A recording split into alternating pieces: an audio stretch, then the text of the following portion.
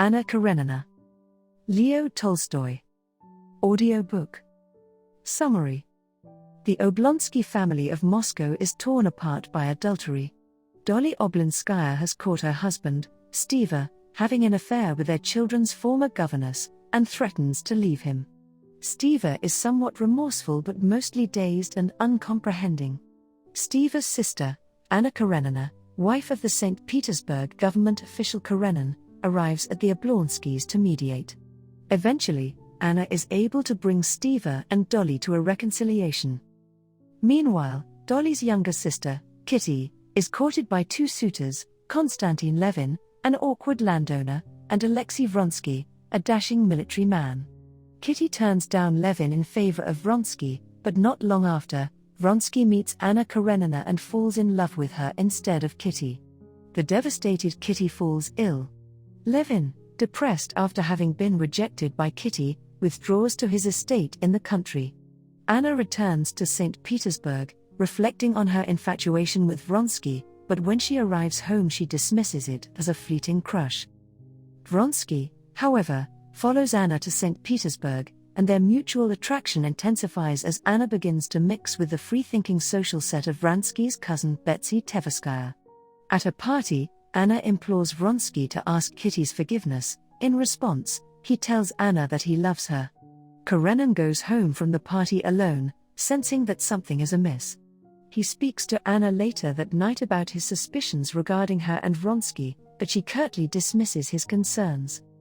Some time later, Vronsky participates in a military officer's horse race. Though an accomplished horseman, he makes an error during the race, inadvertently breaking his horse's back. Karenin notices his wife's intense interest in Vronsky during the race. He confronts Anna afterward, and she candidly admits to Karenin that she is having an affair and that she loves Vronsky. Karenin is stunned. Kitty, meanwhile, attempts to recover her health at a spa in Germany, where she meets a pious Russian woman and her do-gooder protégé, Varenka. Kitty also meets Levin's sickly brother Nikolai, who is also recovering at the spa. Levin's intellectual half-brother, Sergei Koznishev, visits Levin in the country and criticizes him for quitting his post on the local administrative council. Levin explains that he resigned because he found the work bureaucratic and useless. Levin works enthusiastically with the peasants on his estate but is frustrated by their resistance to agricultural innovations. He visits Dolly, who tempts him with talk of reviving a relationship with Kitty. Later, Levin meets Kitty at a dinner party at the Oblonsky household, and the two feel their mutual love. They become engaged and marry. Karenin rejects Anna's request for a divorce. He insists that they maintain outward appearances by staying together. Anna moves to the family's country home, however, away from her husband. She encounters Vronsky often, but their relationship becomes clouded after Anna reveals she is pregnant.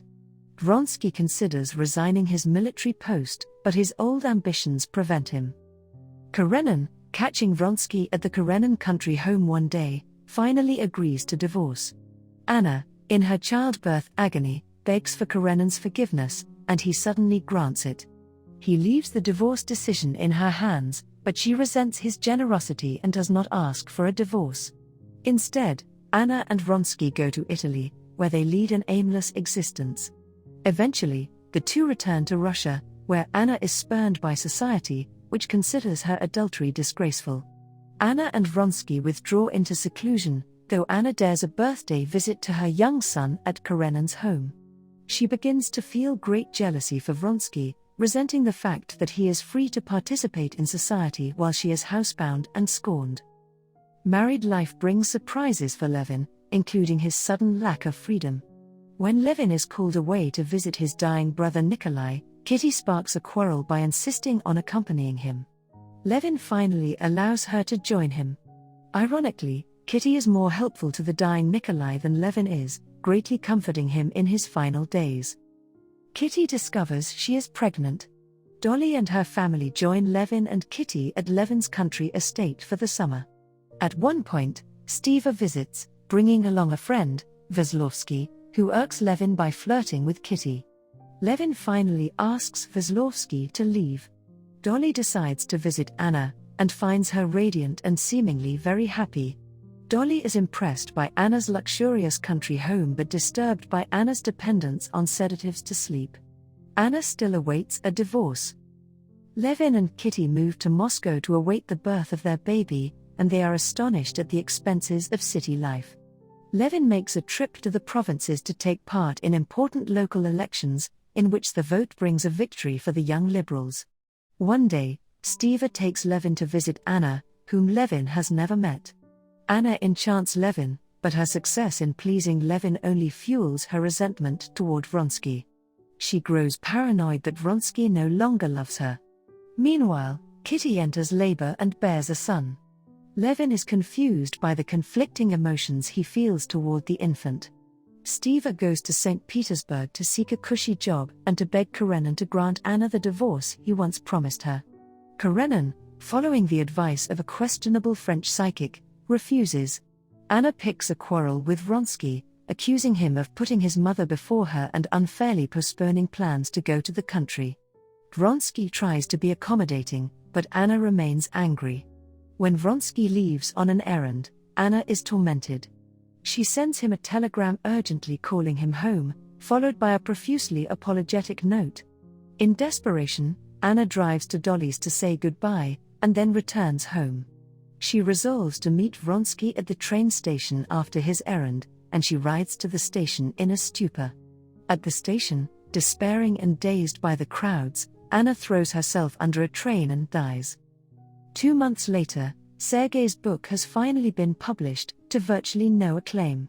Sergei represses his disappointment by joining a patriotic upsurge of Russian support for Slavic peoples attempting to free themselves from Turkish rule. Sergei, Vronsky, and others board a train for Serbia to assist in the cause. Levin is skeptical of the Slavic cause, however. Kitty becomes worried by Levin's gloomy mood. He has become immersed in questions about the meaning of life but feels unable to answer them. One day, however, a peasant remarks to Levin that the point of life is not to fill one's belly but to serve God and goodness. Levin receives this advice as gospel, and his life is suddenly transformed by faith. Later that day, Levin, Dolly, and Dolly's children seek shelter from a sudden, violent thunderstorm, only to discover that Kitty and Levin's young son are still outside. Levin runs to the woods and sees a huge oak felled by lightning. He fears the worst, but his wife and child are safe. For the first time, Levin feels real love for his son, and Kitty is pleased.